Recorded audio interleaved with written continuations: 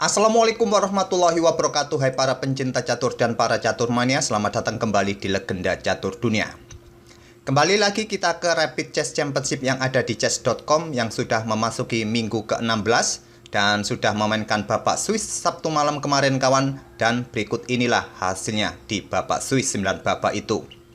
8 pemain yang lolos ke babak knockout malam nanti adalah Grandmaster Hikaru Nakamura, Grandmaster Satwani asal India, Fabiano Caruana, Dani Dubov di posisi keempat, Lee Kwang Lim, Fedoshev, Chris Juk, dan Christopher Yo.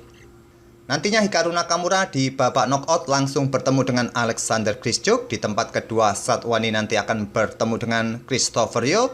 Sedangkan di posisi ketiga Fabiano Caruana nanti akan bertemu dengan Fedoshev. Dan posisi keempat Daniil Dubov akan bertemu dengan Lee Kwang Lim kawan. Di babak quarter final kita lihat saja nanti malam. Kalau nanti kalian ingin bergadang melihat live streamingnya ada di chess.com kawan.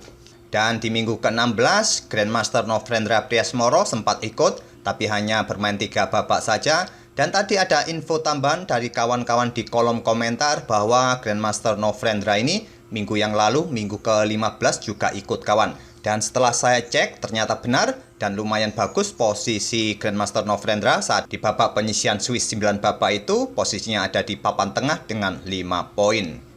Dan untuk game yang akan kita cover ini adalah permainan dari Daniil Dubov versus Andrekin di babak ke-8 babak penyisian Sabtu malam kemarin. Langsung kita ke atas papan. Di sini Daniil Dubov pegang putih mengawali dengan pion D4, Andrekin membalas kuda F6.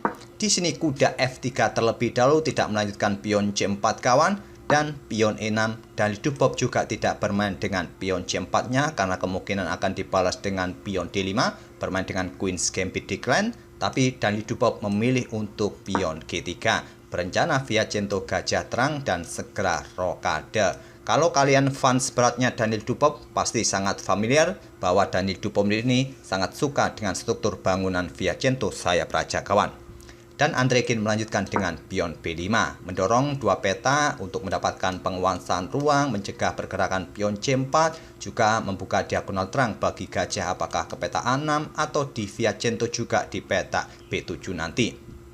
Dan Daniil Dubov melanjutkan dengan gajah G2 melanjutkan rencana, gajah B7, selanjutnya di sini gajah G5 mengepin kuda. Dan Andrekin tidak melanjutkan pengembangan gajah gelapnya bergerak ke peta E7 memblokade pimpinan menyiapkan rajanya rokade, tapi Andrekin bermain dengan pion C5 terlebih dahulu menantang pion pusat kawan agar lajur D segera terbuka. Jika diterima masih bisa dipukul balik oleh gajah dan rajanya pun siap untuk rokade di langkah berikutnya.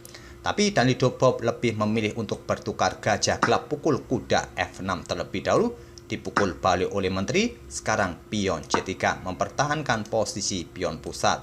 Jika pion pukul pion masih bisa dipukul balik oleh pion kawan dan putih masih mempunyai pion pusat nantinya. Pion D5 rokade oleh Daniil Dubov. Selanjutnya kuda berkembang ke D7. Daniil Dubov melanjutkan serangan di sayap menteri dengan pion A4 menantang pertukaran. Ditolak, pion hanya didorong maju ke B4 dan Daniil Dubov mendorong pionnya kembali untuk mengusir gajah ini kawan. Dihentikan gajah ke A6, juga sedang mengincar pion E2 atau mengepin pion agar menterinya pun juga tidak leluasa untuk bergerak, tetap menjaga pionnya kawan. Tapi pion ditinggal oleh Daniil Dubov, menteri ke A4 mengincar kuda, kuda satunya siap lompat kawan. Langkah terbaik dari Andrekin adalah beteng B8. Kalau sekarang kalian langsung sikat pion yang ada di peta E2 dengan ancaman pada beteng, beteng tak perlu digeser oleh putih kawan. Putih akan melanjutkan langkah kuda ke E5 memberikan pressure bagi kuda D7 ini. Jika kalian pick up dengan beteng di D8, barulah beteng ini siap digeser kawan ke peta E1. Kalaupun gajah ini mundur ke peta A6 ataupun ke peta C4, kuda siap menyerangnya di peta D2. Kemungkinan pada posisi ini kawan hitam akan melanjutkan pengembangan gajah gelapnya untuk ancam kuda. Dan di sini kalian bisa pukul kuda ini terlebih dahulu, dipukul balik oleh beteng. Posisi beteng kena pin, tidak mungkin raja akan melakukan rokade pendek kawan. Dan di sini putih bisa melanjutkan pukul gajah di peta C4. Dipukul balik oleh pion, gajah ini siap bergerak ke peta C6 kawan. Sangat berat tekanan yang bisa diterima oleh hitam nanti. Kalau kalian membackupnya dengan menteri ke peta ini, apa yang akan dilakukan oleh putih? Ya, tentu saja pion bisa pukul pion, ataupun juga bisa menggeser beteng-betengnya ke lajur pusat terlebih dahulu kawan. Oke, kita tidak perpanjang variasi ini kawan, kita kembali ke langkah aslinya. Di sini langkah terbaik tadi balasan dari Andrekin adalah beteng B8.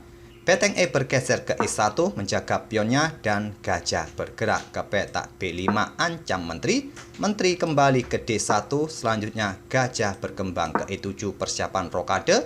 Kuda berkembang ke D2, rokade oleh Andrekin. Selanjutnya pion E4 menantang pion pusat atau didorong kembali pion ini kawan jika tantangan ditolak.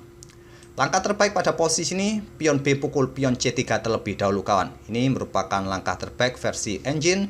Nanti setelah dipukul balik, gajah siap bergerak ke peta ini untuk mendukung pionnya jika terjadi pertukaran pion di peta pusat. Tapi Andrekin memilih pion D pukul pion E4 terlebih dahulu dan dipukul balik oleh kuda ancam menteri. Menteri bergeser ke peta H6, selanjutnya di sini pion C pukul pion B4, dipukul balik oleh pion C. Hitam mempunyai pion terpisah kawan, dan dilanjut beteng bergeser ke C1, mengisi lajur C yang sudah terbuka penuh, ditantang oleh beteng C8. Menggeser beteng B ke C8 merupakan pilihan stockfish kawan. Ini lebih baik daripada beteng F yang digeser ke peta ini. Terjadi pertukaran beteng di sini oleh Daniel Dupop, dipukul balik oleh beteng, dan selanjutnya pion D5 mulai membuka lajur-lajur pusat kawan jika tantangan ini diterima oleh hitam. Tantangan diterima oleh Andrekin yang merupakan pilihan terbaik kawan di posisi ini dan dipukul balik oleh menteri, ancam gajah. Gajah berbalik ancam menteri di peta C6, menteri mundur incar pion. Pion didorong maju ke A6, selanjutnya gajah F1, sekali lagi menyerang pion A6. Tapi langkah gajah ke F1 ini kurang bagus menurut stockfish kawan. Stockfish menyarankan kuda E lompat ke G5 atau bermain dengan pion H4. Daniel Dupop lebih memilih gajah F1 dan dilanjut oleh Andrekin kuda F6 menantang pertukaran kuda. Langkah ini juga merupakan langkah kesalahan kawan. Niatan mungkin untuk menghindari tekanan dari menteri agar gajah ini tidak mengawal kudanya terus kawan, agar kuda ini tidak menjadi tawanannya menteri di peta D7 tadi. Tapi pada posisi ini tadi kawan, langkah terbaik adalah menteri bergerak ke peta H5 untuk mengawal baris kelimanya, juga mungkin mengincar pion A5 bisa jadi kawan. Andrekin memilih menantang pertukaran kuda di F6 dan tantangan ditolak oleh Daniel Dupop memilih kuda E lompat ke peta G5.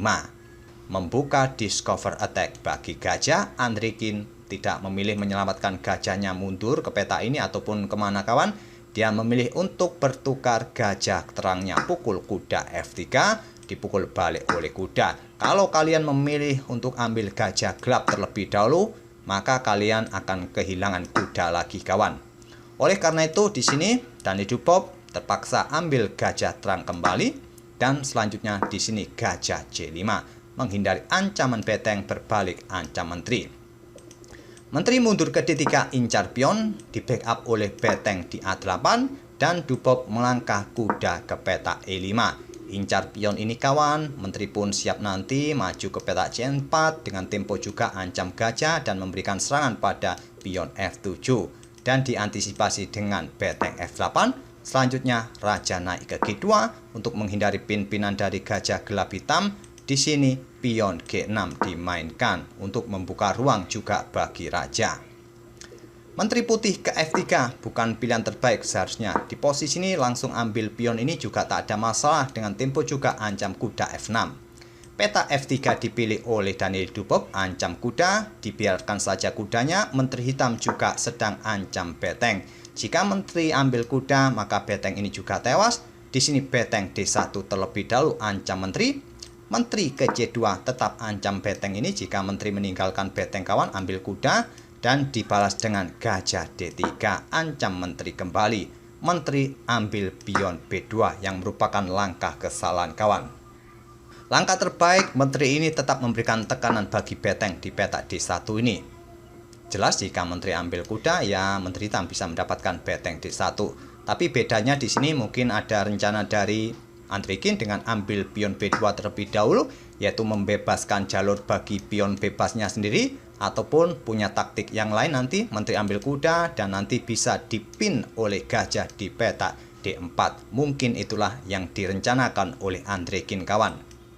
Dan Dani Dupop tetap berani ambil kuda F6. Di sini gajah D4, lanjut Andrekin melanjutkan rencana kawan dan ingin mengambil kuda ini kembali. Dan pada posisi ini kita sudah menemui momen yang menarik kawan. Bagaimana cara putih untuk mempertahankan kudanya ini?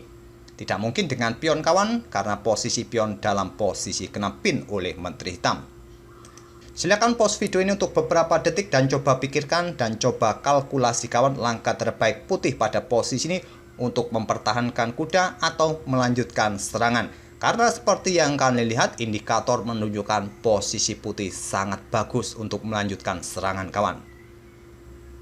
Apakah kalian berpikir menyelamatkan kuda terlebih dahulu dengan beteng E1?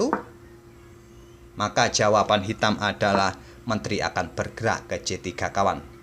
Memberikan tekanan bagi gajah pada beteng. Jika beteng ini naik ke peta E3, ya tentu disikat oleh gajah kawan di sini. Mana kawan langkah terbaik bagi putih di posisi ini? Dani Dupop melangkah gajah C4, meninggalkan kudanya kawan, memberikan pressure bagi pion F7. Sekarang ada 3 tekanan yang diterima pion F7 ini, dengan Menteri, dengan kuda, dan dengan gajah. Dan nanti siap saja gajah akan pukul pion ini dengan tempo skak, memaksa beteng ambil, diambil balik oleh Menteri jika kuda tetap tidak disikat kawan. Dan beberapa langkah berikutnya akan terjadi skakmat. Dan langkah terbaik pada posisi ini adalah Menteri ini ambil pion F2 skak kawan, menantang pertukaran berkorban gajah. Tapi Andrekin memilih sikat kuda dan Dani Dupop melanjutkan gajah ambil pion F7 skak. Karena tadi kawan pada posisi seperti ini setelah gajah ini ambil kuda, maka jalan terbuka lebar bagi beteng untuk menuju peta D8 nanti kawan. Oleh karena itu gajah ini dikorbankan oleh Dani Dupop pukul pion F7 skak. Raja tidak bisa menghindar kawan ke peta-peta gelap ini karena di sini masih ada Menteri. Langkah paksaan beteng ambil gajah dan Dani Dupop meluncurkan rudalnya kawan ke peta D8 skak. Dan sudah tidak ada cara lain, tapi Andrekin belum mau menyerah, merelakan diri kena skakmat oleh beteng F8 skakmat. Permainan cantik, kombinasi yang cantik dari Dani Dupop. Itulah kawan permainan cantik yang diperlihatkan oleh Dani Dupop dengan kombinasinya menskakmat Andrekin di langkah ke-36 dengan kombinasi gajah, kuda, serta beteng ini. Semoga permainan dari Dani Dupop seperti ini bisa menghibur kalian kawan. Dan kita akan bertemu di video-video berikutnya. Terima kasih. Wassalamualaikum warahmatullahi wabarakatuh.